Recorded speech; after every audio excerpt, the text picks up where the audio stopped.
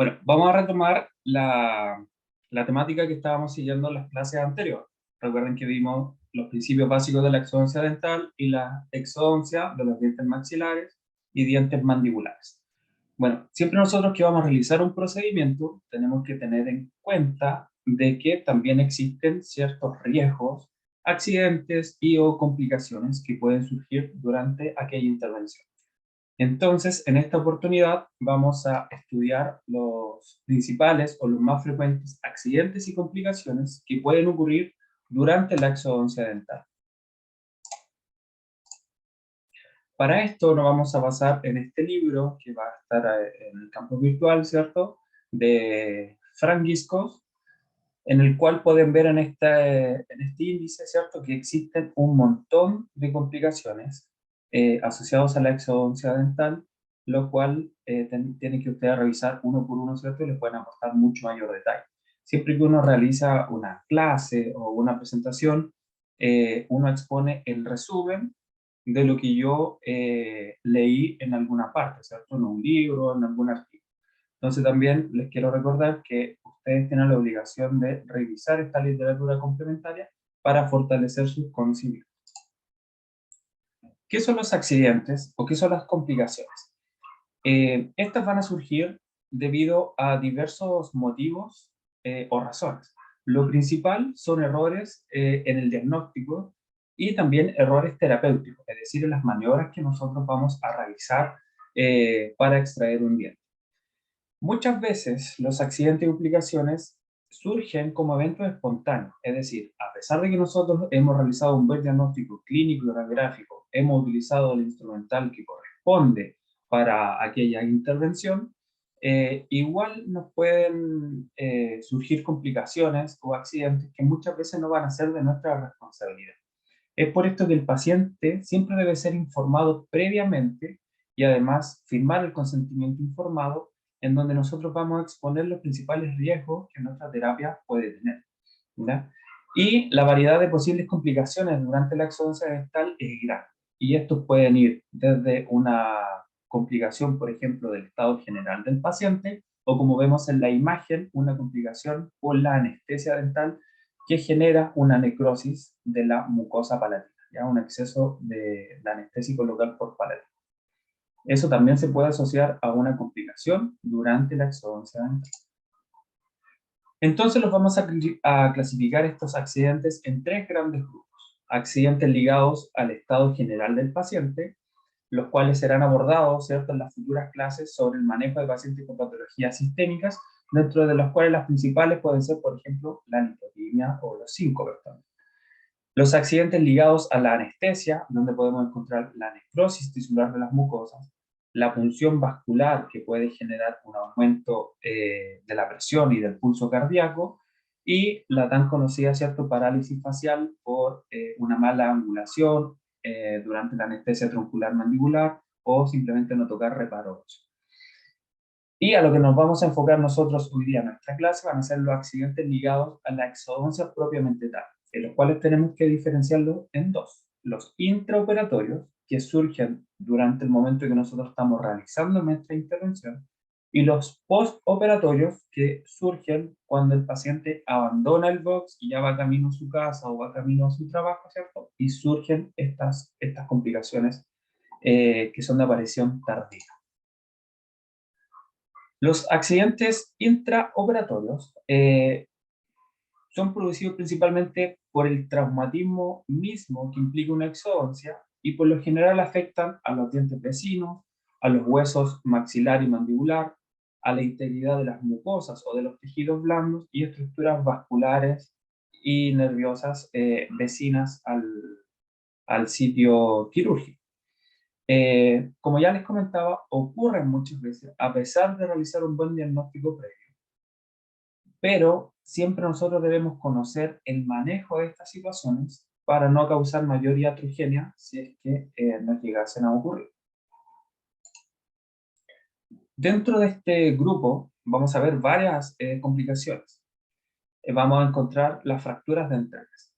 Es sin duda uno de los accidentes más comunes durante la exodoncia dental propiamente tal, especialmente cuando nosotros utilizamos forceps. Puede ocurrir tanto la fractura coronaria o de una porción radicular del diente, y el principal agente etiológico, ¿cierto?, es por realizar un mal diagnóstico. Por eso en la mayoría de los casos es inevitable, y ahí está subrayado y en negrita, y debería estar entre comillas, ¿cierto? Porque muchas veces, a pesar de nosotros realizar un buen diagnóstico, pasamos por alto ciertos detalles. Las radiografías no mienten, lo que mienten es nuestra interpretación de la radiografía. Por eso también es importante siempre contar con el apoyo de un especialista, ¿cierto? Que es el radiólogo bucomaxilofacial, el cual nos puede aportar mayor detalle sobre la interpretación de la radiografía. Y esta radiografía ya se la había mostrado en la clase anterior, como vemos que a simple vista ese tercer molar posee dos raíces, pero ya lo hemos analizado, ¿cierto? Sabemos que tenía tres raíces, y esto durante la exodoncia dental, al no estar al tanto de aquello, genera la fractura de uno de los ápices, que afortunadamente se logró rescatar y extraer. Por lo tanto, las fracturas dentarias son más comunes en molares y premolares. Esto es porque son multiradiculares y poseen mayor variabilidad anatómica. Por eso es muy importante contar con un buen diagnóstico clínico y radiográfico, y les vuelvo a recalcar la importancia del consentimiento informado. Obviamente debemos saber cómo actuar ante esta situación y nunca desesperar, ¿cierto? Nunca caer en pánico porque se nos fractura un ápice. Los factores que pueden influenciar a la fractura dentaria son muchos. Dentro de ello encontramos un tratamiento de endodoncia previo. El tratamiento de endodoncia debilita la raíz, ¿cierto? La porción radicular, porque disminuye el ancho, ¿cierto?, de las paredes de la raíz. Por lo tanto, nosotros al efectuar una fuerza sobre ese diente, es mucho más probable que se nos pueda fracturar, ¿ya? Aparte de eso, si está asociado con una restauración coronaria o con una caries extensa, tenemos mayor probabilidad de que surja alguna fractura.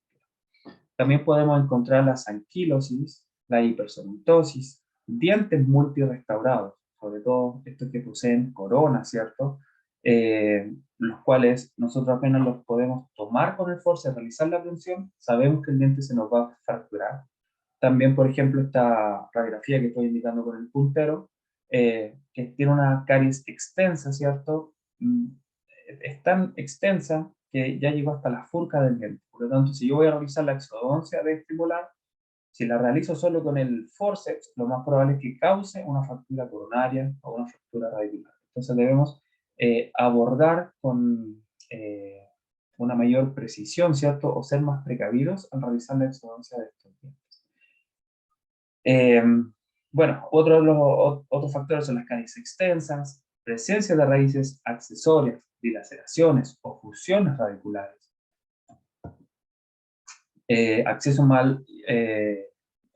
inadecuado al sitio quirúrgico y mal uso de los forceps y los elevadores. Vemos, por ejemplo, en estas fotografías, ¿cierto?, en las superiores, cómo es un resto radicular que en apariencia clínica vemos que está apenas bajo el margen gingival.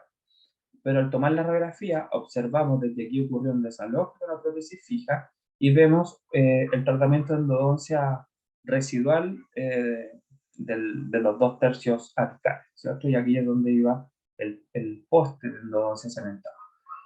Si yo procedo a realizar esta exodoncia con un forceps, que solo voy a prensar, ¿cierto?, la parte superficial que está muy debilitada, lo más probable es que se me fracture este resto radicular y pasa a ser una exodoncia simple a una exodoncia compleja. Vemos en las fotografías inferiores lo mismo, este resto radicular con un desalojo de una prótesis fija, como las paredes se debilitan, por lo tanto yo al efectuar alguna fuerza, este remanente dentario se me va a ir fracturando hasta llegar casi al borde donde queda endodoncia, ¿cierto?, que le otorga mayor integridad al diente. Y en el caso de la fotografía inferior derecha, vemos un diente con una restauración coronaria extensa, tratamiento de endodoncia previo, pero además se suma una fractura vertical y una fractura coronaria horizontal. Entonces, todos estos detalles tenemos que tenerlos en cuenta o saber observarlos para planificar nuestro procedimiento. En este caso, por ejemplo, un diente aislado, nosotros podríamos sospechar de una anquilosis o de una hipercementosis. Por sobrecarga de las fuerzas, ¿cierto?, en la región radicular, el organismo responde de cierta forma, formando un hueso más esclerótico, y eso puede también desencadenar la formación de una anquilosis o una hipercementosis. Entonces, si no cuento con un diagnóstico radiográfico adecuado, puedo realizar lo que vemos en la imagen superior derecha, ¿cierto? La fractura coronaria. Debido a que hay que realizar una mayor fuerza sobre este diente para lograr su abulsión. Entonces, siempre nosotros planificar nuestros casos. Este caso ya se lo había mostrado en la clase anterior de odontosección, ¿cierto? Es un diente polirrestaurado, el cual posee un tratamiento de endodoncia previo, una corona, que de seguro desconozco el motivo por el cual se habrá hecho la exodoncia de este diente, tiene ahí, vemos, una lesión apical, pero el caso es que al tomar este diente con el forceps se desaloja la corona, se fractura y nos quedan los restos radiculares en el alveolo. Entonces, para realizar la exodoncia de este diente que está muy debilitado y polirrestaurado, se opta por la odontosección y se realiza la exodoncia de una forma mucho más sencilla. Este caso similar, o esta conducta, deberíamos adoptar para la exodoncia de las radiografías inferiores. En lo que respecta al acceso inadecuado al sitio quirúrgico, nosotros debemos seleccionar muy bien, en el caso de exodoncias complejas o quirúrgicas, el tipo de colgajo que nosotros vamos a realizar. No es lo mismo realizar un colgajo semilunar en la mucosa, ¿cierto?, que un colgajo trapezoidal o un colgajo lineal, porque el acceso que vamos a tener a la lesión va a ser distinto. Lo mismo aplica sobre todo para la exodoncia de dientes incluidos. ¿Cuál va a ser nuestras conductas preventivas para evitar una fractura coronario radicular? En primer lugar, siempre contar con una radiografía, ya sea una panorámica o una radiografía periapical, porque van a ser las que nos van a otorgar información del hueso alveolar alrededor del diente a extraer y de su anatomía o morfología radicular. Y si vemos que la anatomía, ¿cierto?, es confusa, puede poseer más de una raíz o tiene alguna dilaceración, podemos optar por la radiografía Gold estándar para la observación de forma tridimensional, que es el combo. Tenemos que contar siempre con el instrumental adecuado, y ya lo vimos en los principios básicos de las exodoncias dentales y también en su clase de instrumental, que poseemos muchos forceps y cada uno va a estar indicado para la exodoncia de un determinado grupo dental. Pero aparte, estos forceps se deben adecuar perfectamente a la anatomía del cuello del diente, ¿cierto? Sus bocados deben estar en íntimo contacto con la raíz. Entonces, de esta forma, la distribución de las fuerzas va a ser homogénea a lo largo de toda la raíz del diente para lograr su luxación y posterior avulsión. Nunca debemos ejercer más fuerza de la necesaria, y es aquí donde entra en juego el uso de la mano no hábil, ¿cierto?, para sentir la distensión de las tablas óseas y también de la cantidad de fuerza que nosotros estamos realizando sobre el diente a extraer. Hay una premisa que es primero ver, segundo ver y tercero ver, sobre todo para las fracturas de los ápices radiculares, ¿cierto? Yo voy a tener que contar con un buen equipo de eyección y sobre todo con la famosa gasa. La gasa, ¿cierto?, es un género absorbible con el cual nosotros vamos a secar nuestro campo operatorio y podemos distinguir los fragmentos apicales o dentarios que pueden estar alojados dentro de él. Y bueno, siempre es conveniente parar nuestra intervención antes de generar más trauma. Si no tenemos la expertise suficiente, por ejemplo, si se nos fractura el ápice de la radiografía superior, si no tenemos la expertise para realizar un abordaje quirúrgico para finalizar su exodoncia, detenemos el tratamiento y lo derivamos con el especialista correspondiente. ¿Cuál va a ser la conducta a seguir en el caso de fracturas de fragmentos radiculares apicales? Ya sea como una complicación durante una exodoncia simple o compleja. Tenemos que evaluar si el fragmento se encuentra luxado o no. Si el fragmento se encuentra luxado, nosotros podemos utilizar una sonda recta para intentar clavarlo, ¿cierto?, dentro del ápice y lograr avulsionarlo. Y lo que se puede utilizar también es una lima de endodoncia, el cual se atornilla de cierta forma, ¿cierto? Se introduce por el conducto radicular y se termina de extraer el ápice, como vemos en la fotografía inferior. Eso es relativamente sencillo, ¿ya? Por eso es muy importante ir luxando siempre el diente con el uso de nuestros elevadores antes de tomarlo con un forceps, sobre todo si la exodoncia es compleja, ¿cierto? Y podemos tener este tipo de complicación de fractura.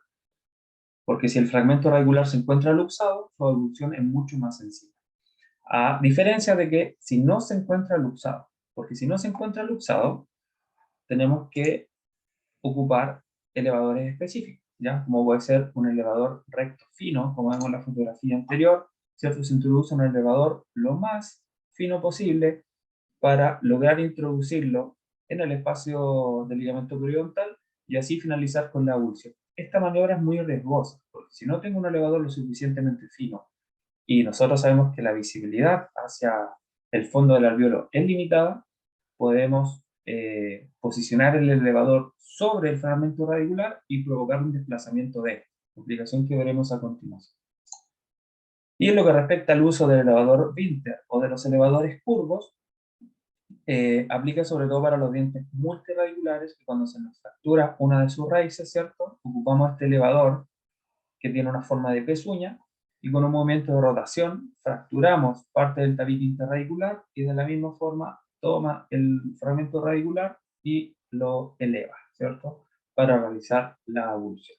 Obviamente esto genera un poquito más de trauma, fractura de mayor cantidad de tejido óseo, pero no soluciona el problema, ¿cierto?, de la complicación intraoperatoria, que es la eliminación del fragmento radicular.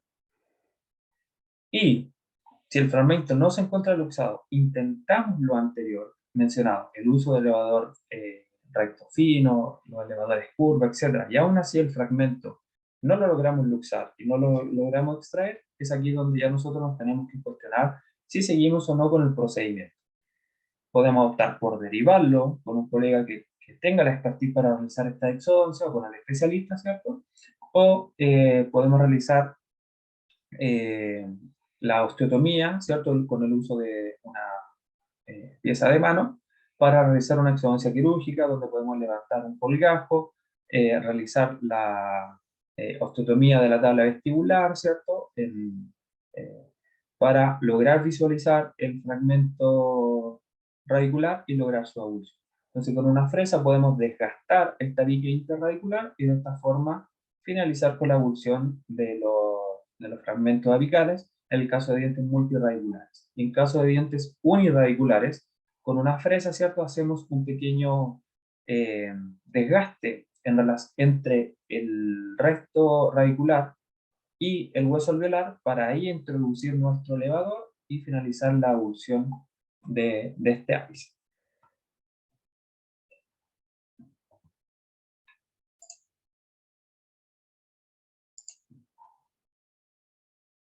A ver, me toca justo aquí. Bueno, ahora pasamos a otro punto, que es la fractura del hueso alveolar.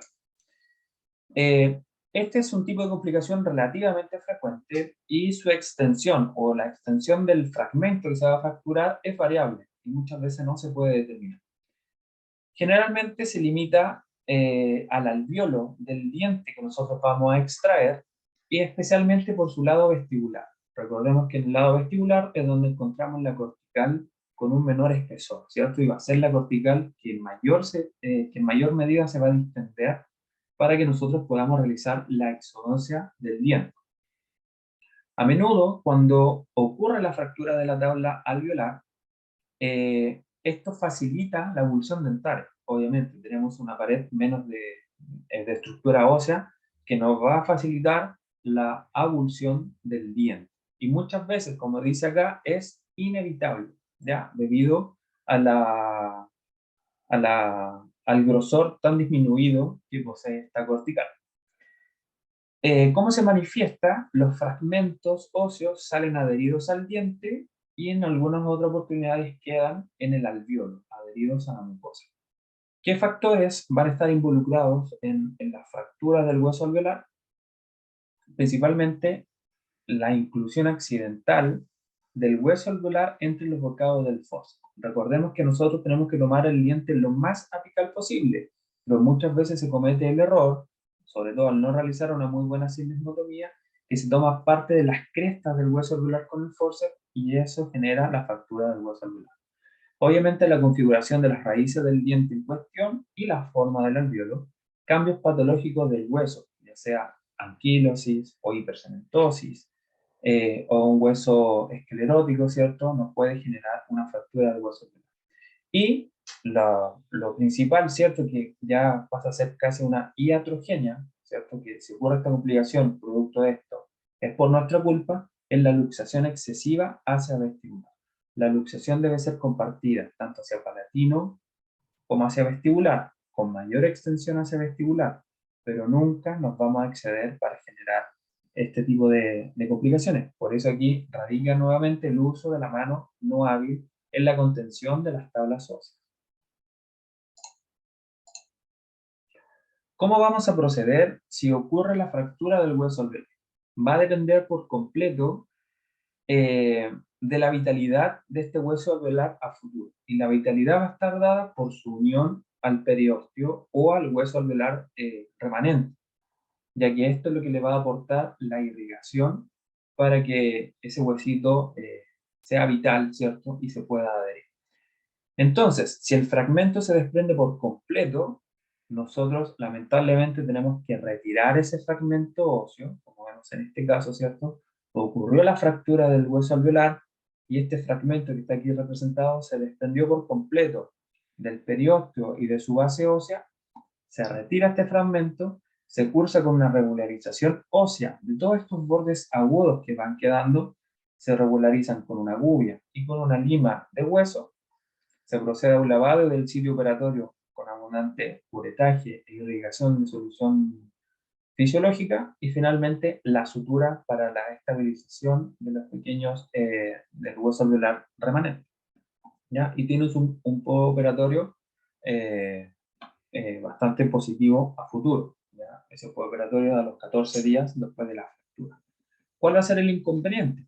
Evidentemente la zona posterior, la deficiencia estética no va a ser tan acusada por el paciente, porque el paciente sí va a perder altura ósea, ¿ya? Más por la contracción de la fisiológica de la herida, ya que esto va a ser una cicatrización secundaria, por segunda intención. Pero la zona anterior es donde más problemas se pueden tener, ya que el paciente sí va a acusar esta falta estética y si en un futuro se piensa ese paciente colocar algún implante, esta pérdida de altura de la altura alveolar puede significar que se requieran maniobras de injertos óseos para recuperar la altura perdida. En el caso de fragmentos parcialmente adheridos al periósteo y fracturas en tallo verde, nosotros vamos a reposicionar aquel fragmento, vamos a regularizar, ¿cierto? En el caso de que hayan microfracturas en su porción más coronal, vamos a lavar el sitio operatorio y vamos a realizar una muy buena sutura para estabilizar este fragmento óseo y que no se mueva de su sitio para generar la consolidación de la fractura ósea. ¿Qué es una fractura en tallo verde? Es cuando se fractura el hueso, los huesos en general, ¿cierto? Pero quedan comunicados por una pequeña porción con, quedan comunicados con el hueso remanente. Por lo general, cuando hay una fractura en tallo verde, el fragmento va a estar adherido y va a tener una escasa movilidad, ¿ya? Pero se caracteriza porque tiene un soporte óseo en la base de la fractura. Entonces, lo más importante acá es reposicionar y suturar. Ahora, ¿cómo vamos a evaluar si el fragmento está parcialmente adherido o no?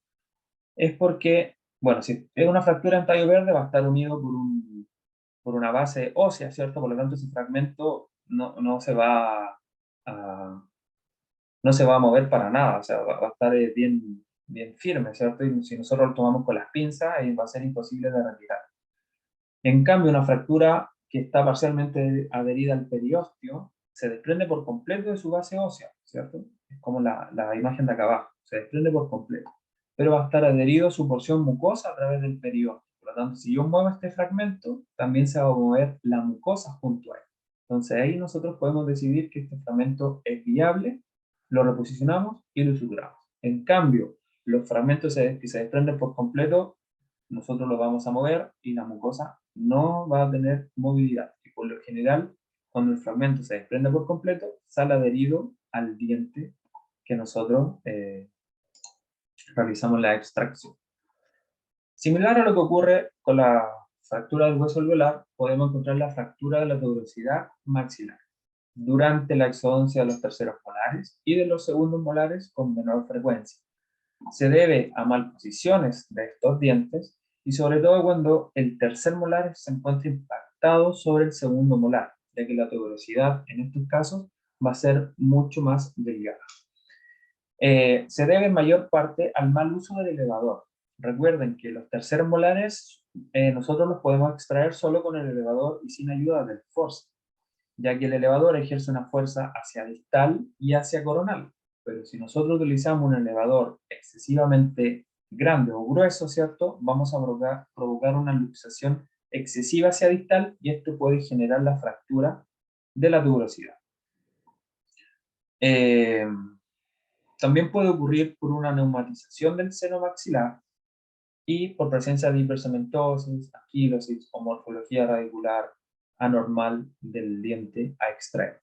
Como consecuencias, vamos a obtener una movilidad ósea, ¿cierto? Evidente en la zona posterior maxilar. Podemos encontrarnos con una presencia de una hemorragia, un sangrado excesivo, evidentemente la pérdida o la posible pérdida del fragmento óseo, y podemos generar una comunicación bucosinusal que veremos más adelante, ¿ya? En este caso, por ejemplo, encontramos un tercer molar impactado sobre el segundo molar y vemos la cercanía con el seno maxilar y a la vez vemos cómo la tuberosidad de la maxila que se encuentra en esta zona es extremadamente delgada. Y vemos, ¿cierto? Este fragmento óseo es parte de la tuberosidad que salió la mayor parte adherida al diente y la otra se logró rescatar. ¿Cómo vamos a proceder? Ya les comentaba que es muy similar al caso de la fractura ósea, fractura del hueso alveolar. Si el fragmento no se encuentra adherido al periósteo, tenemos que obviamente detener la exodoncia, ¿cierto? Evaluar la cantidad o la magnitud de la fractura. Si es muy grande, ¿cierto? Si el fragmento óseo es grande, pero no abarca más allá del diente, del tercer molar que estamos extrayendo, podemos realizar un colgajo mucoperióstico con una descarga vestibular o una descarga distal, ¿cierto? O hacia palatino, si es que es necesaria. Porque recordemos que ahí por palatino vamos a encontrar las arterias palatinas para poder retirar el fragmento por completo, que por lo general sale adherido al diente. Y vamos a extraer la tuberosidad y el diente en conjunto, ¿ya? Como vemos en esta imagen, ¿cierto? Se fractura la tuberosidad y se extrae el diente junto, ¿ya? Entonces, si yo extraigo este diente con ese nivel de fractura, pero sin realizar la disección de los tejidos, voy a desgarrarlos y generar un trauma mucho mayor.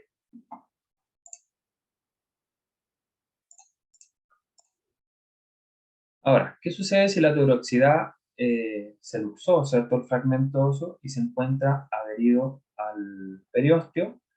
Tenemos que finalizar con la abulsión del tercer molar. Los fragmentos óseos que quedan adheridos los reposicionamos, los regularizamos, irrigamos y acondicionamos muy bien nuestro sitio quirúrgico y vamos a controlar al paciente con radiografías periódicas para evaluar la consolidación de la fractura. Y en el caso de que el fragmento sea grande, es decir, involucre más allá de la extensión del diente que nosotros vamos a extraer, podemos hablar no solo de una fractura de la tuberosidad, sino que ya involucra parte de la maxila. En este caso, nosotros vamos a reposicionar el diente, vamos a ferulizarlo, suturar y derivar. ¿Ya? En este caso no se recomienda realizar la exodoncia porque la extensión de la fractura va a ir más allá del diente y podemos generar la abulsión de más de un diente. ¿Ya? ¿Qué es lo que se va a hacer en la especialidad, cierto? Evidentemente se puede abordar la fractura para colocar estas placas de osteosíntesis y fijarla para que se consolide, y después de 1 mes y medio a 2 meses, cuando se logre la consolidación o la cicatriz ósea, se efectúa la exodoncia con una técnica quirúrgica lo más cuidadosa posible.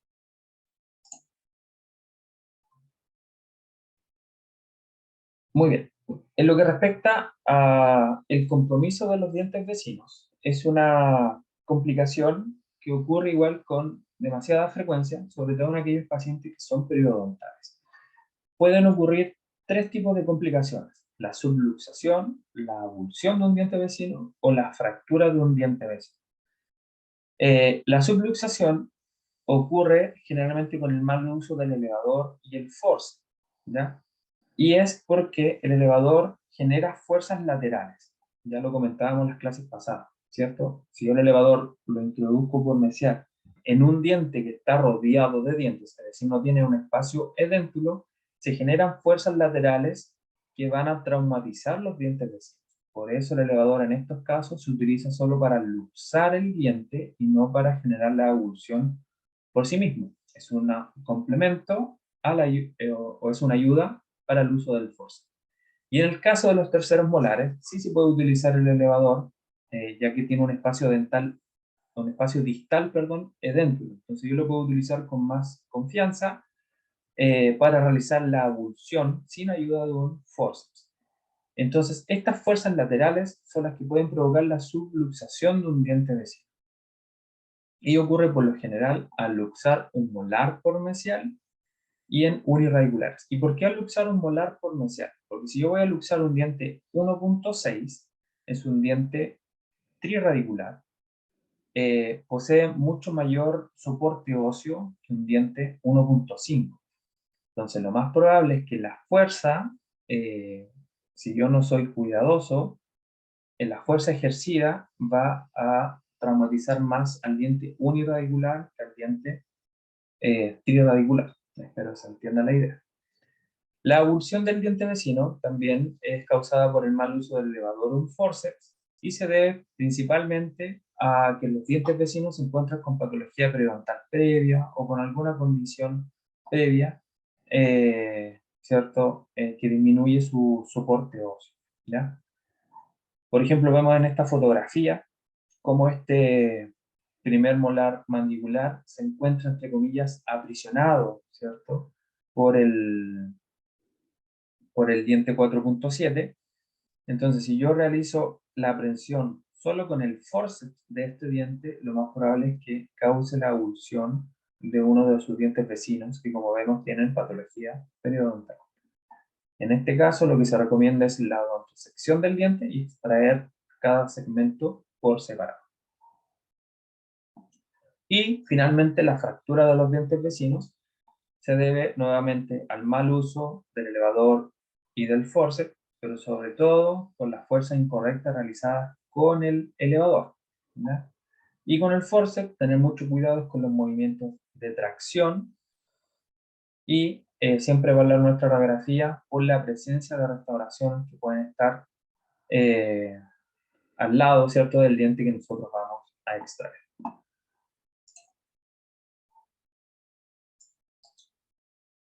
Ahora, ustedes van a tener clases, ¿cierto?, futuro sobre los traumas dentoalveolares. Esto es como una pequeña introducción, ¿cierto?, sin tanto detalle, sobre los traumas que nosotros podemos provocar a los dientes vecinos. Tenemos principalmente la confusión, ¿cierto?, que es un trauma agudo al ligamento periodontal, pero sin la ruptura de fibras, ¿ya? Por lo tanto, esto no va a requerir tratamiento. La subluxación, como ya les comentaba anteriormente, es una lesión a las estructuras de soporte del diente en el cual va a haber un aumento de la movilidad, ¿cierto? Va a haber una movilidad anormal, pero el diente no se va a desplazar, es decir, va a estar en su sitio, pero un poquitito más móvil. Por lo general, cuando nosotros generamos este tipo de trauma o compromiso en los dientes vecinos, no requiere tratamiento, sí le vamos a indicar al paciente una dieta blanda y vamos a controlar la sintomatología con controles periódicos a la visita a la consulta dental y con antiinflamatorios. Y vamos a evaluar la férula según la comodidad del paciente. Ya les comentaba en la fractura de la tuberosidad que nosotros vamos a ferulizar el diente, ¿cierto? ¿Y qué es ferulizar? Es eh, inmovilizar el diente con ayuda de un arco metálico, ¿ya? El cual se adhiere por compósitos. Entonces, con compósitos se adhiere este arco metálico y lo inmoviliza en su sitio para favorecer la cicatrización, ¿cierto? Y la regeneración del ligamento periodontal y del tejido óseo comprometido. Ahora, la luxación es cuando ocurre un desplazamiento del diente fuera de su alveolo, y en este caso nosotros lo vamos a ferulizar, también vamos a indicar dieta blanda y control de placas, ¿cierto? Y la ferulización va a ser por 2 a 4 semanas. Y finalmente encontramos la avulsión, ¿cierto? Donde el diente va a salir por completo de su alveolo. Como vamos a estar en la consulta, nosotros va a ser un accidente intraoperatorio, la conducta que nosotros vamos a seguir es reimplantar aquel diente, obviamente siempre evaluando el compromiso que este pueda tener. Si es un diente que tiene patología periodontal, se encuentra con una infección previa, etcétera, obviamente no lo vamos a reimplantar. Pero si el diente estaba sano, ¿cierto? Nosotros lo evolucionamos por error, lo reimplantamos, se feruliza por un periodo de 4 semanas, con controles radiográficos periódicos, y después hay que evaluar la vitalidad, ¿cierto? Si acaso es necesario realizar una endodoncia o algo por el estilo. Y finalmente, las fracturas de los dientes vecinos, tenemos que evaluar su estado vital, si acaso es necesario realizar un tratamiento de endodoncia y el tratamiento rehabilitador correspondiente, ya sea una restauración o ya una prótesis fija singular. Para esto, para que puedan tener ustedes más detalles, pueden visitar o pueden descargar, ¿cierto?, la Guía Internacional de Trauma Dentopilar, la famosa guía IADT, en el link que les dejo acá, ¿cierto? Se van a la sección para profesionales y pueden descargar esta guía que es de mucha ayuda. Ya les puede servir para sus clases privadas. En respecto al diente extraído por error, también puede comprometer a los dientes vecinos, ¿cierto? Tenemos que nosotros ser muy precavidos y tener mucha prevención al momento de realizar una exodoncia. Por muchos años de experiencia que un dentista puede tener, siempre tenemos que ver la interconsulta del colega sobre qué diente nos pide realizar la extracción, sobre todo con los premolares que nos indican la extracción por ortodoncia. Muchas veces el ortodoncista pide la extracción de los primeros premolares maxilares y de los segundos molares mandibulares, los segundos premolares mandibulares. Perdón. Y esto nos puede causar cierta confusión, ¿cierto? Y muchas veces el paciente lleva la interconsulta, pero la primera visita. Entonces, la primera visita, ya, sacamos el 1.4, pero resulta que no había pedido sacar el 1.4 y el 2.4. Y a la segunda visita, el paciente no lleva su interconsulta porque, como ya la llevó la primera visita, se le perdió el papelito, qué sé yo, y nosotros nos confiamos. Entonces realizamos, como realizamos la acción el 1.4, lo más probable es que sea el 2.4 el que tenga que extraer. Pero no, no era así. ¿Ya? Entonces siempre nosotros realizar la exodoncia con la interconsulta. Y si es necesario guardar nosotros la interconsulta y adjuntarla a la ficha del paciente.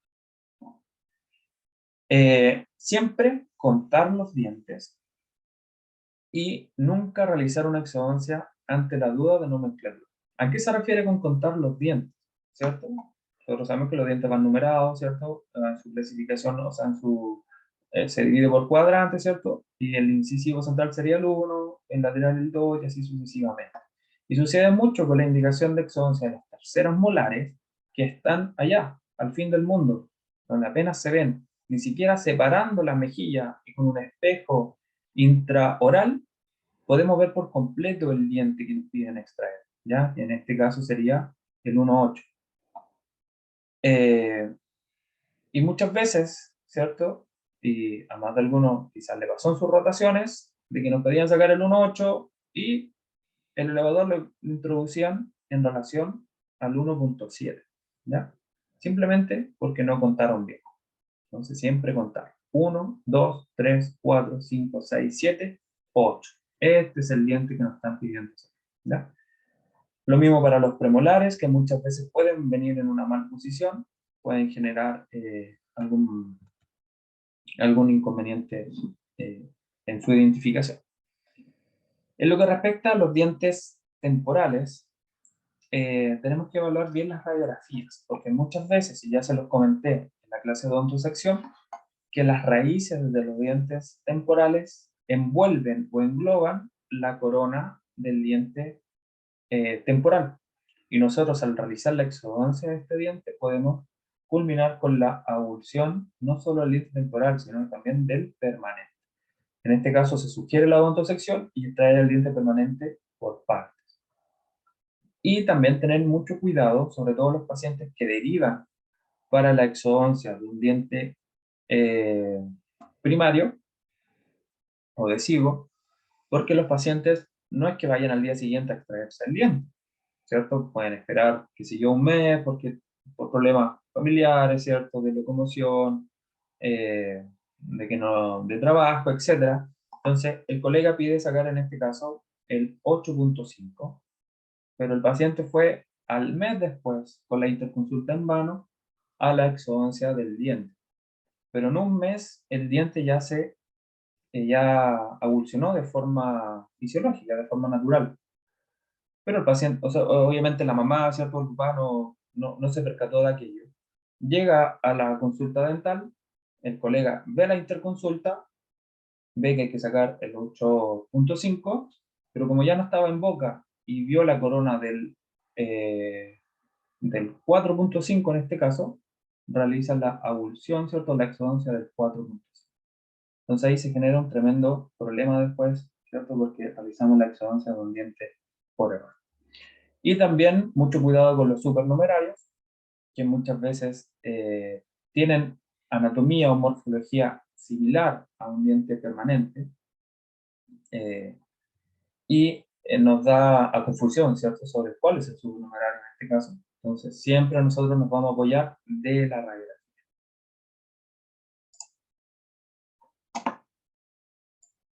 Desplazamientos.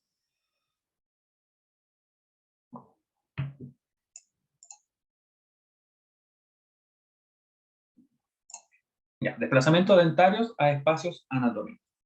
Ya les daba luz anteriormente, ¿cierto?, sobre el desplazamiento de los fragmentos radiculares. Y es una de las principales complicaciones que nos podrían ocurrir. Generalmente se asocia estos desplazamientos por una falta de control del instrumental por parte del odontólogo, ya por realizar maniobras de exodoncia violentas o por un movimiento imprevisto del paciente.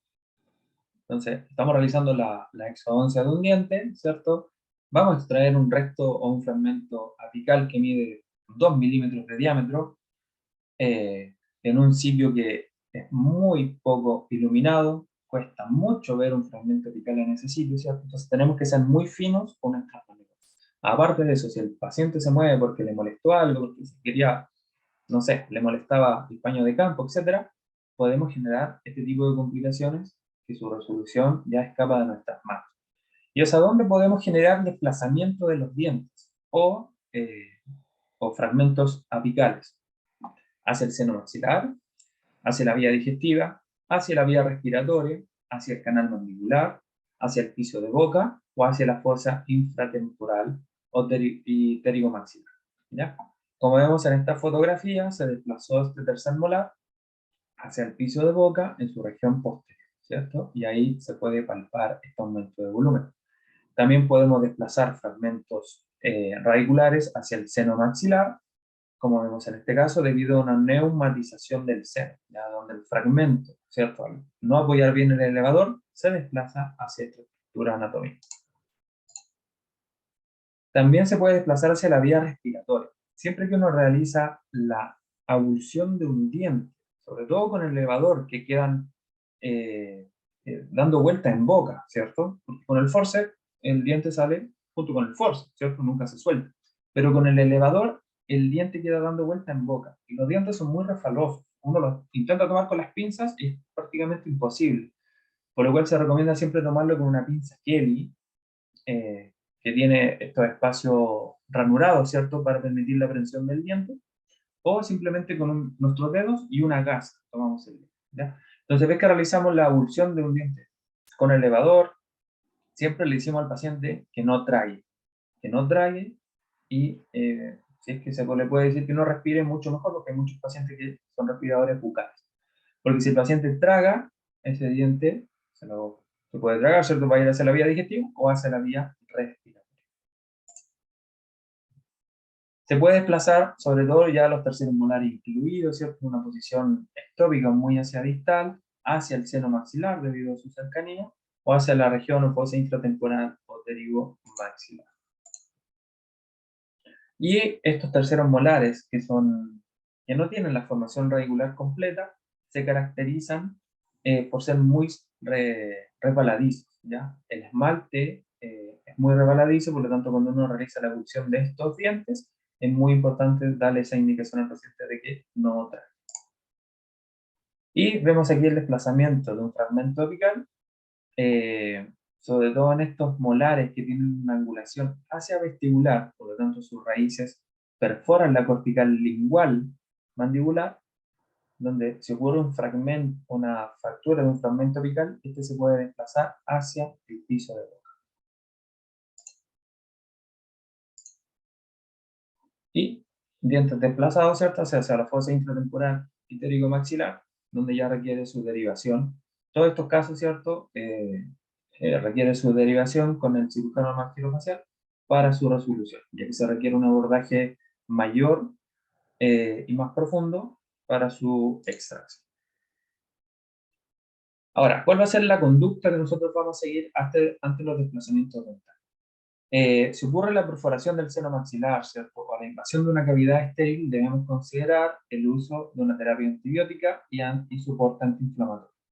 Vamos a derivar con el especialista, ¿cierto? Cirujano maxilofacial, quien a través de un abordaje quirúrgico hacia el seno maxilar, hacia la fosa infratemporal o maxilar y o hacia el piso de boca, va a realizar la eliminación del cuerpo extraño, ¿cierto? El cual tiene que él acomodar, ¿cierto? O, claro, acomodar, ¿cierto? La técnica quirúrgica para lograr la abulsión, ya sea con una osteotomía mucho más aumentada, ¿cierto? O la invasión del seno maxilar. Vemos en esta radiografía de un caso, ¿cierto? De acá de la facultad, ¿cierto? En donde vemos un combin, ¿cierto? Con sus diferentes cortes. Entonces, el colega estaba realizando la exodoncia del diente 1.6 y comenta que prefiere realizar la odontosección del diente para realizar la abulsión de una forma menos traumática, mucho más sencilla. Entonces, dice que realiza la odontosección, logra extraer la raíz mesiovestibular y cuando iba a extraer la raíz palatina, dice que de repente se le pierde, ¿ya? Y es porque el elevador no lo ocupó de una forma correcta, ¿cierto? Y vemos aquí como tenemos una raíz, que es la mesiodistal, y si seguimos en el combin, ¿cierto? Vemos acá arriba en el seno la raíz palatina, ¿ya? Son accidentes o complicaciones que le pueden ocurrir a todos. Así que siempre ser muy precavidos en sus acciones, porque en este caso, ¿cierto? Él lo tuvo que derivar a cirugía maxilofacial para realizar la abulsión de este recto radicular. Y vemos también en el mismo combi como ya la mucosa sinusal se empieza a inflamar y lo más probable es que en corto plazo genere una sinusitis. Y ahí está la resolución del caso con la exodoncia del fragmento radicular. Cambiando de tema, la luxación mandibular. Esta ocurre por un desplazamiento del cóndilo, el cual se va a trabar en una zona anterior a la eminencia articular. Por lo general no es reducible. ¿Qué quiere decir autorreducible? Es decir, que el paciente no va a poder hacerlo por sus propios músculos, ¿ya? Si el paciente intenta cerrar la boca, no lo va a poder hacer, ¿ya? Puede ser uni o bilateral, y las principales causas son en exodoncias complejas por un aumento del tiempo de intervención. Entonces se cansan los músculos o uno le pide al paciente, por favor, abra un poquito más grande, y en ese ímpetu de abrir extremadamente grande, el paciente sobrepasa la apertura normal fisiológica, ¿cierto? Y el cóndilo sobrepasa la eminencia articular y queda con la mandíbula trabada, ¿ya? Y también el uso inadecuado de la mano no hábil en sostener la mandíbula para prevenir su movilidad. Como consecuencia, obviamente, el paciente queda con la boca abierta y la protrusión unilateral en la mandíbula. El paciente entra en pánico, lo ideal es que ustedes no entren en pánico, y se genera una cialorrea excesiva. Cialorrea, ¿cierto? Es saliva excesivamente, y aparte como no puede tragar de forma adecuada, la saliva empieza a caer por los ángulos de la boca, o por la comisura labial. ¿Cuál va a ser el tratamiento? Idealmente, si ocurre, si no ocurre a nosotros, vamos a generar la reposición de la mandíbula de forma inmediata, siguiendo las maniobras de Nelaton Dupuis.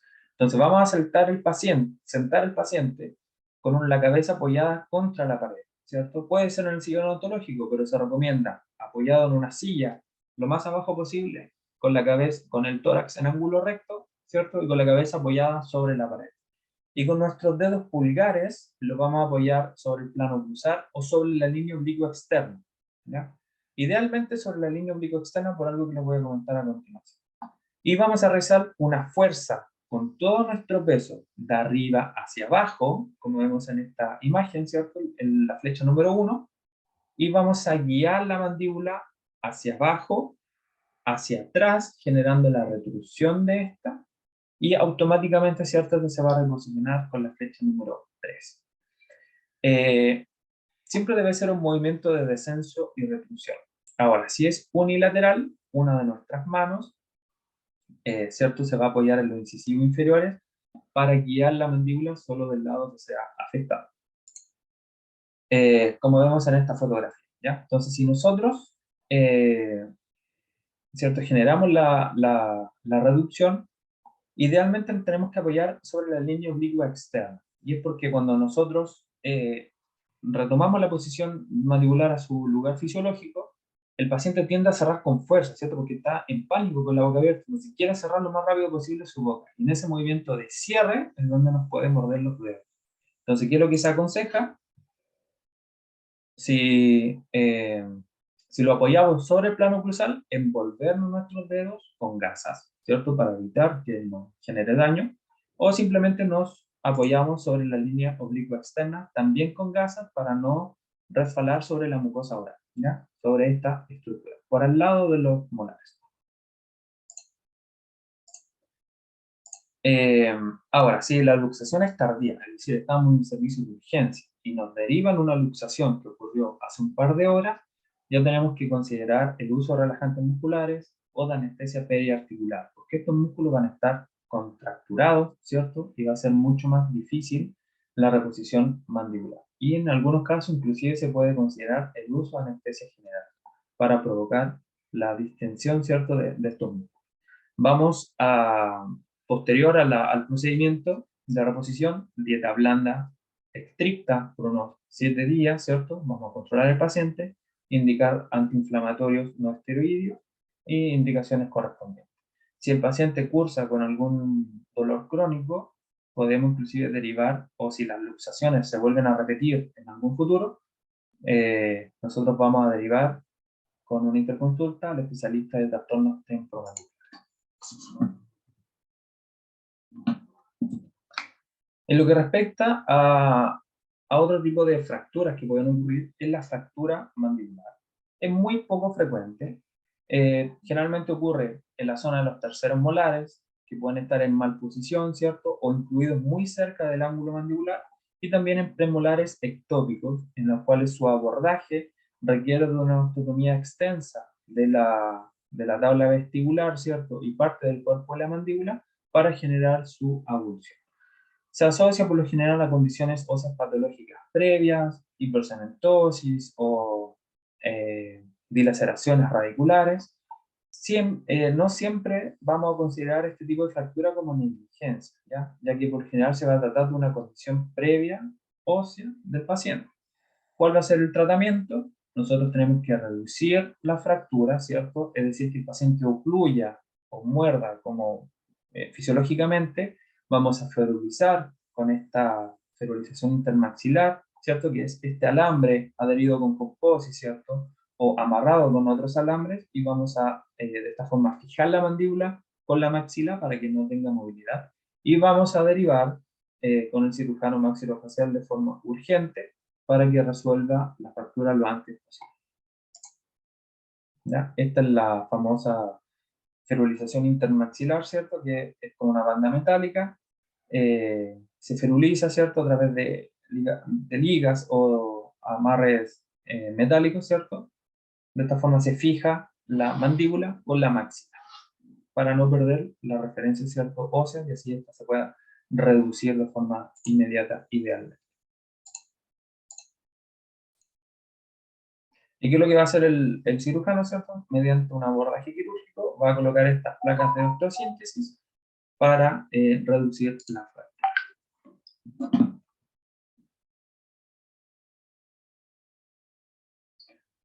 Ahora, comunicación bucosinusal. Ya le estaba dando luces anteriormente sobre esta complicación.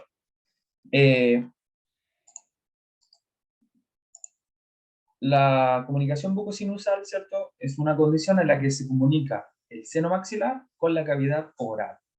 Y su etiología responde básicamente a cinco causas. En primer lugar, desplazamiento accidental de ápices, ya les comentaba, por el mal uso del elevador.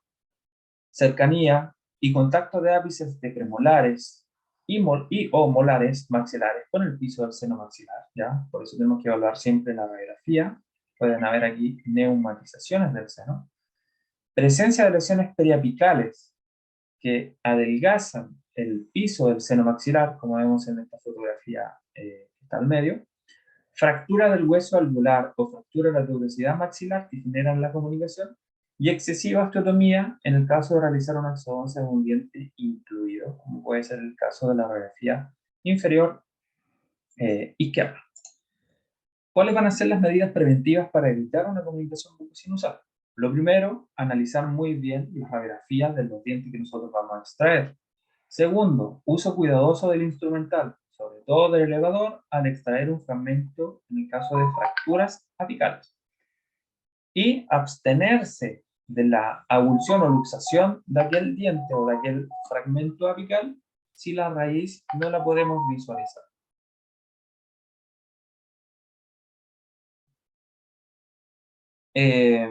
Y tres, si nos encontramos con patologías periapicales, el cual requiere de su curetaje para eliminación, tenemos que realizar un curetaje muy cuidadoso y nunca ejercer presión apical, ¿ya? La cureta nosotros la vamos a introducir hasta la zona de la lesión, pero la presión, la arrastre, ¿cierto?, para eliminar esta lesión va a ser hacia los laterales y no hacia apical, porque de esa forma podemos perforar el seno maxilar. Nosotros, ante la generación de la comunicación bucosinusal, podemos realizar algunas pruebas diagnósticas, ¿ya? Dentro de estas, antiguamente se indicaba realizar el test de soplo o el test de Valsalva, ¿cierto? En el cual el paciente se cierra la nariz y se le pide que sople. Y al exhalar aquel aire con la nariz tapada, el aire restante, ¿cierto?, salía por el alvéolo y se veía un burbujeo. Entonces ahí uno podía decir, sí, se generó una comunicación bucosinusal. Ahora, actualmente esta maniobra está contraindicada. ¿Y por qué? Porque muchas veces eh, la comunicación bucosinusal no se genera. Vamos a ver esta fotografía, ¿cierto? Donde tenemos el seno maxilar, pero el resto o el fragmento radicular se deposita por debajo de la membrana sinusal. Entonces, nunca se comunicó el seno maxilar con la cavidad oral, porque aún están divididos por esta membrana.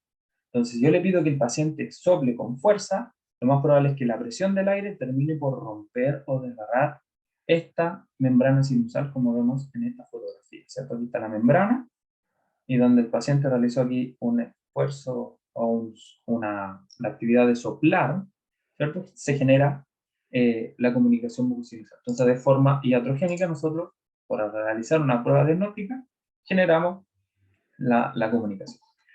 Entonces, lo que nosotros tenemos que evaluar es si acaso existe un burbujeo alveolar, pero mientras el paciente hable o respire, ¿cierto? Y si el paciente siente descarga posterior. La descarga posterior es como cuando uno está resfriado, ¿cierto? Con excesivas mucosidades, y como que tiende a tragar continuamente las mucosidades. En este caso, lo que se va a tragar el paciente va a ser sangre, ¿cierto? Provocada por la exodoncia del diente. Entonces, si siente esta descarga posterior, nosotros podemos sospechar de una comunicación mucosinusal.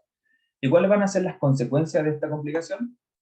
La generación de sinusitis, cambio de voz, ¿cierto? Porque hay una comunicación boca-nariz, y incomodidad al comer porque se pueden introducir alimentos hacia la cavidad paranasal. ¿Cuál va a ser el tratamiento? El tratamiento va a depender del tamaño de la comunicación. Distinto es tratar esta comunicación bucosinusal que tratar esta de acá, ¿ya? Va a depender mucho de su tamaño. Pero a todas, nosotros les vamos a dar las mismas indicaciones. ¿Cuáles van a ser esas indicaciones? Las post-exodoncias de rutina, ¿cierto? Y aquí en mayúsculas están no estornudar. Ahora, nosotros sabemos que estornudar es involuntario. Entonces, si el paciente va a estornudar, lo que le vamos a pedir es que lo haga con la boca abierta. Obviamente se tapa con su antebrazo, ¿ya? Para no generar esta presión positiva en el seno maxilar que pueda culminar con el desgarro de la membrana sinusal.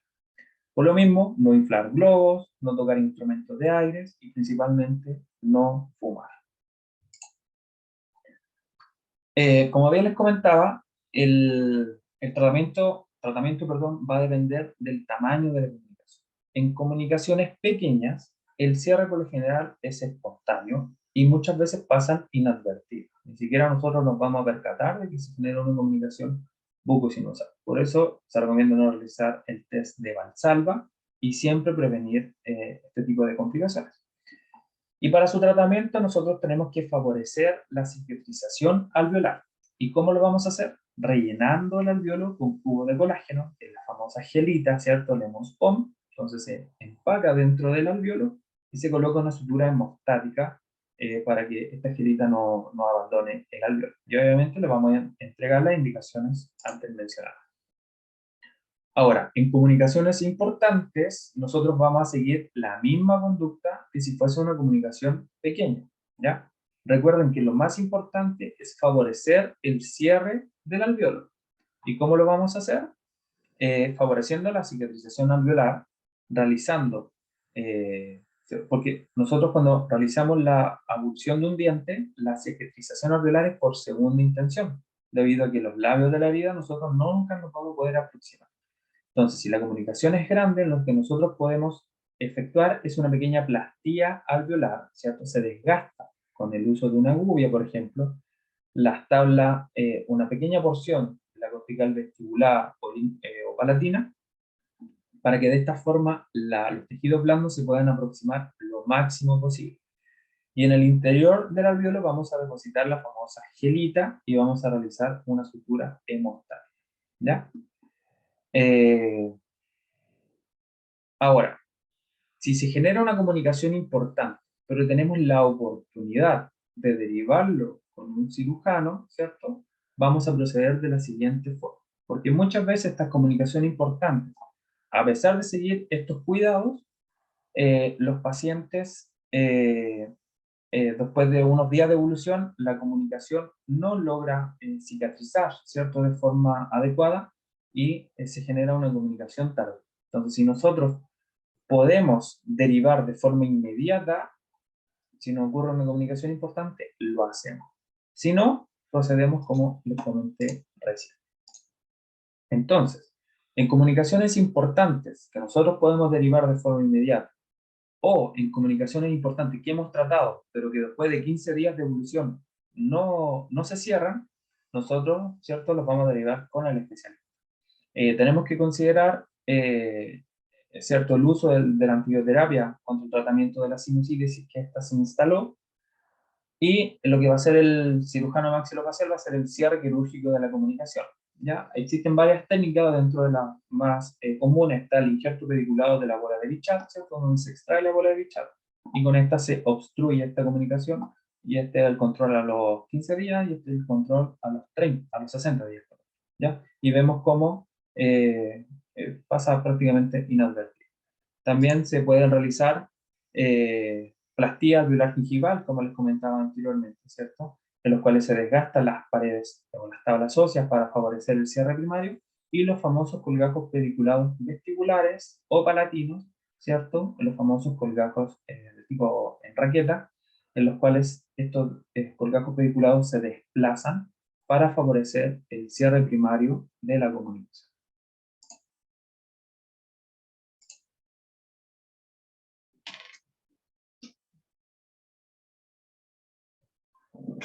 Chicos, denme un momento, estamos en el tiempo.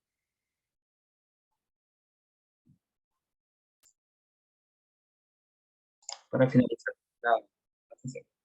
Entonces, tenemos que evaluar ahora las complicaciones nerviosas. Durante una exodoncia dental, nosotros también podemos provocar una complicación, ¿cierto? Un trauma hacia los nervios vecinos, sobre todo el nervio lingual, nervio alveolar inferior y su continuación con el nervio mental. Las lesiones nerviosas se van a subdividir en 6 grados y se van a clasificar en 3 lesiones importantes, ¿ya? Las lesiones de grado 1 es donde se va a generar una neuropraxia, es donde ocurre una desmineralización segmentaria, pero los axones se encuentran intactos, como vemos en esta imagen. En las lesiones de grado 2, 3, 4 y 5 se clasifican como axonotmesis, en donde los axones se van a destruir, la disposición fascicular, como vemos en esta fotito de arriba, el endoneuro y el perineuro se van a encontrar dañados, pero la continuidad del tronco nervioso va a estar intacta, ¿ya? Es decir, el nervio no se va a cortar por completo. A diferencia de la neurotmesis, que son las lesiones de grado número 6, en donde sí ocurre una interrupción completa del tronco nervioso. Aquí en la diapositiva hay un error, este debería ser el número 6. Entonces, las complicaciones nerviosas por lo general ocurren en la realización de la exodoncia de un tercer molar, y por lo general ocurren por compresión, desgarro o estiramiento del nervio, ¿ya? Los más comunes de lesionar son el nervio alveolar inferior, le sigue el mentoniano y el nervio lingual.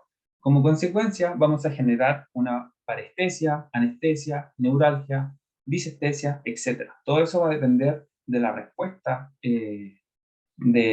fisiológica del paciente, ¿cierto? Y del grado de lesión que nosotros le vamos a generar. La neuropraxia, por lo general, al generarse una desmielinización del axón, genera un bloqueo fisiológico de este, y su recuperación por lo general es espontánea y no suele durar más allá de semanas, ¿ya? A lo más 1 o 2 meses.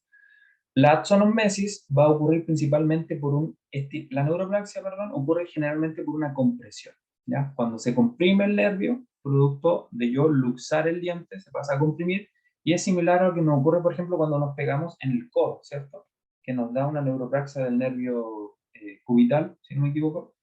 Es muy similar, ¿ya? Pero durante la exodoncia, como es un procedimiento un poquitito más invasivo, esta tiende a durar un poquitito más, semanas por lo general. La axonomesis ocurre por un estiramiento del tronco nervioso. Se genera la ruptura de los axones, pero recuerden que los tejidos conectivos en mayor o menor medida se van a encontrar intactos, por lo tanto la continuidad del nervio no se va a ver afectada. Su recuperación es tardía, por lo general dura 6 meses hasta un año de duración. Y después encontramos la neurotmesis, en donde ocurre una ruptura completa del axón, y esta generalmente se va a entregar por condiciones anatómicas propias del tercer molar, que puede estar con sus raíces englobando el nervio, o al momento de realizar una odontosección o levantar un colgajo con una descarga, sobre todo en la región de los premolares mandibulares, podemos generar el corte o la ruptura completa del nervio. Como vemos en este caso, ¿cierto? La variabilidad anatómica del tercer molar con respecto al nervio alveolar inferior es diversa. Y si nosotros nos encontramos, por ejemplo, con el caso número F o con el caso número G, lo más probable es que provoquemos una neurotmesis, que este nervio, a nosotros extraer el diente, el nervio se va a estirar y se va a dejar, ¿ya? También puede ocurrir neurotmesis, por ejemplo, en el nervio lingual, sobre todo si no planificamos bien nuestro colgajo, ¿cierto? o sobre todo cuando realizamos la odontosección de estos terceros molares incluidos, que con la misma fresa podemos lesionar el paquete vasculonervioso. Mucho cuidado con las descargas verticales y los colgajos trapezoidales en la zona mandibular de los premolares, ya que podemos lesionar con el mismo bisturí el paquete vasculonervioso del nervio mentoniano.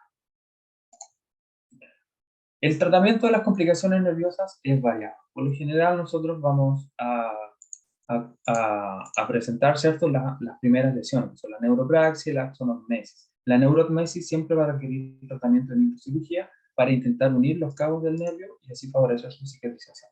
Pero en los casos más simples, ¿cierto?, generalmente se indica al paciente reposo, ¿cierto? O sea, una recuperación tardía, pero que en algún momento el nervio se va a ir recuperando. Y el tratamiento a elección, ¿cierto? Son los complejos vitamínicos B12, la famosa neurobionta. También se le puede indicar al paciente realizar masajes, fomentar la gesticulación de la zona mentoniana, sobre todo, ¿cierto? Y estimulación neurosensorial. En lo que respecta al tratamiento con complejo vitamínico B12 es controversial, ya que hay muchos artículos que afirman de que es un tratamiento de que funciona, ¿cierto? Y tiene mucho éxito, pero en cambio hay otros que en realidad se considera el complejo vitamínico B12 como un placebo para este tipo de lesiones. También se puede indicar la famosa pregabalina para disminuir el riesgo de dolores neuropáticos, ¿ya? Pero ante todo, ¿cierto? Nosotros siempre vamos a recetar algún remedio, ya que a los pacientes, aunque sea por un efecto placebo, les puede generar un efecto positivo. Después vamos a encontrar finalmente los accidentes ligados a la exodoncia, pero postoperatorio, es decir, son los de aparición tardía, una vez que el paciente sale del box y se va a su casa, ¿cierto? O durante su periodo de recuperación, puede cursar con trismus, edema, ¿ya? Y ahí está como entre preguntas, porque el edema de cierta forma hasta puede ser fisiológico, considerado de forma fisiológica. Pero cuando ya es un edema excesivo, ¿cierto? Se considera como una complicación.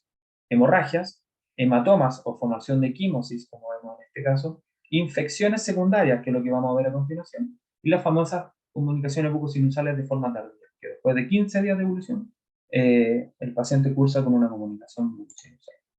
Y dentro de las infecciones, ciertas infecciones secundarias, vamos a encontrar la famosa alveolitis, ¿ya? Es una de las complicaciones poexónicas más comunes de tipo infeccioso que pueden existir. La etiología es variada, generalmente ocurre por la infección o el desalojo del coágulo alveolar. Su aparición es tardía, 2 a 3 días posterior a la exodoncia, y puede ocurrir de dos formas. Si el coágulo se necrosa, vamos a hablar de una alveolitis húmeda, y si el coágulo se desaloja del alveolo, vamos a hablar de una alveolitis seca.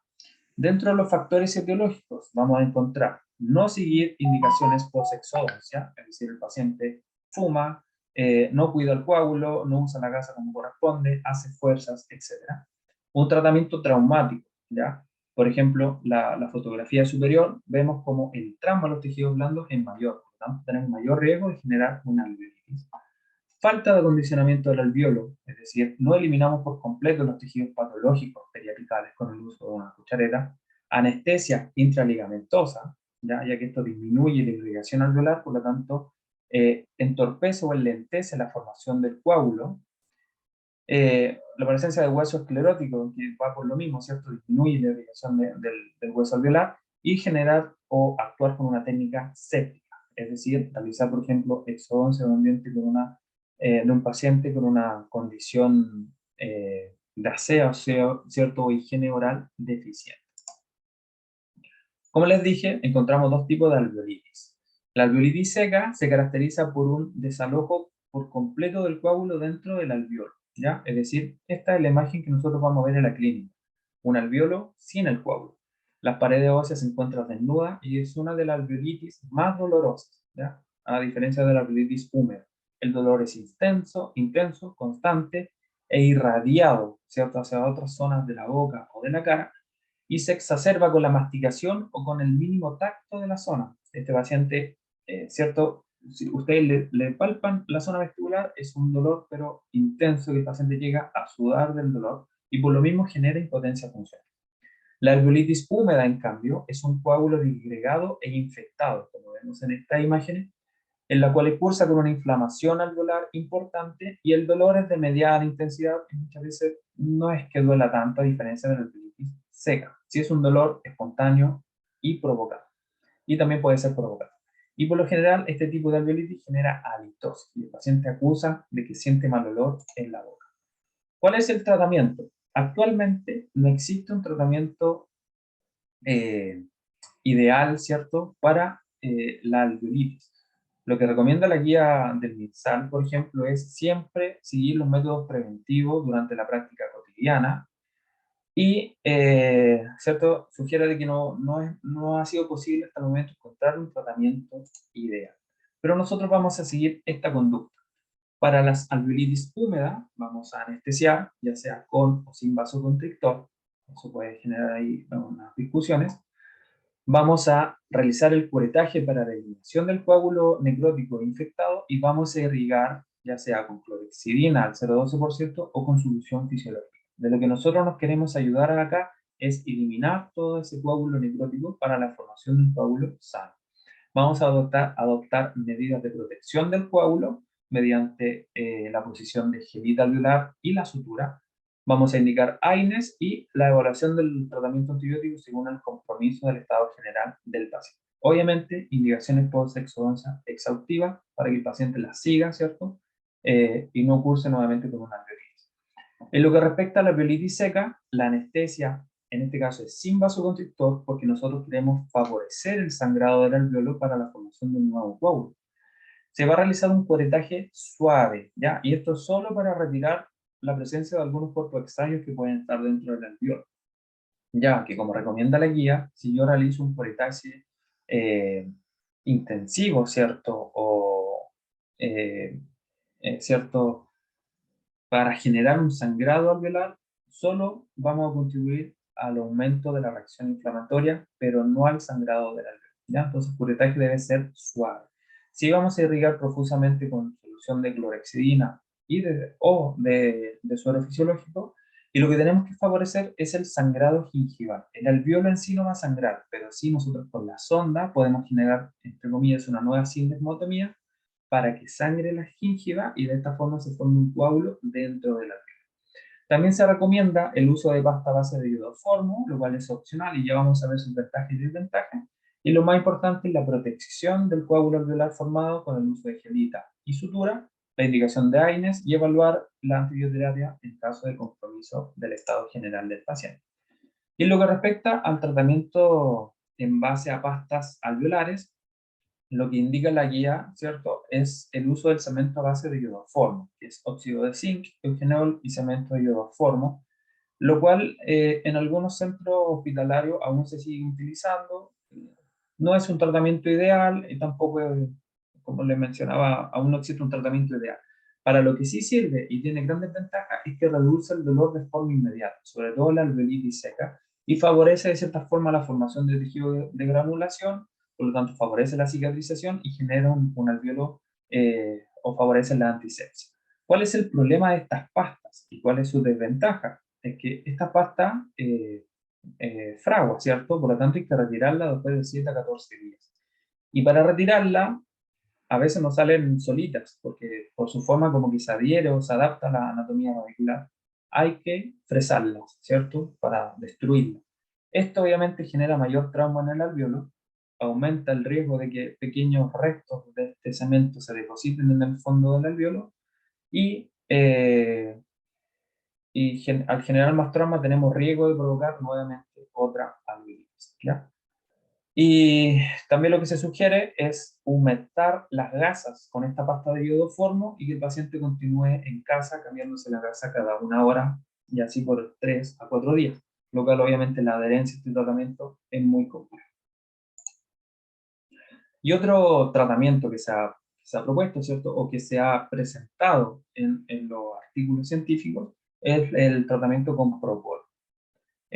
¿Cómo se aplica? Una gasa humedecida con propóleo se aplica es decir, en vez de utilizar la gasa sola para favorecer la coagulación, se aplica una gasa humedecida con propóleo. Y esto ha fomentado, ¿cierto? O ha tenido buenos resultados, sobre todo en pacientes diabéticos, ¿ya? Aunque no es una indicación obligatoria para el tratamiento de la diabetes.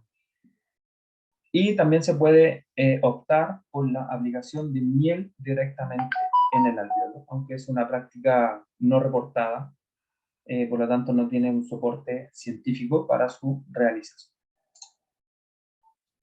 Muy bien, chicos. Esta es la última diapositiva. Les quería comentar que, ante todo, ¿cierto?, en las complicaciones o accidentes surgidos durante una exodoncia, nosotros tenemos que preverlas antes y hablarlas antes con el paciente, porque si las hablamos después, van a sonar a excusa y el paciente no nos va a creer que fue eso lo que sucedió.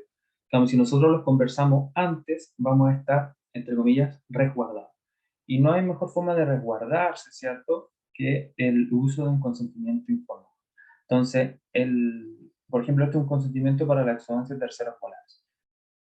Detalla cuál es el objetivo del procedimiento, cuál es la descripción del procedimiento, y aquí expone muchos riesgos que pueden ocurrir durante el procedimiento. Entonces, de esta forma el paciente va a estar informado de que, uy, sí, pueden ocurrir fracturas óseas. Se puede generar una comunicación mucosinusal, ¿ya? El paciente tiene que estar informado. Entonces, antes de realizar cualquier procedimiento, el paciente debe firmar el consentimiento. Ya uno suena majadero con esto, pero todo tiene una finalidad. Y obviamente salva resguardarlo, o sea, resguardarnos en caso de alguna complicación.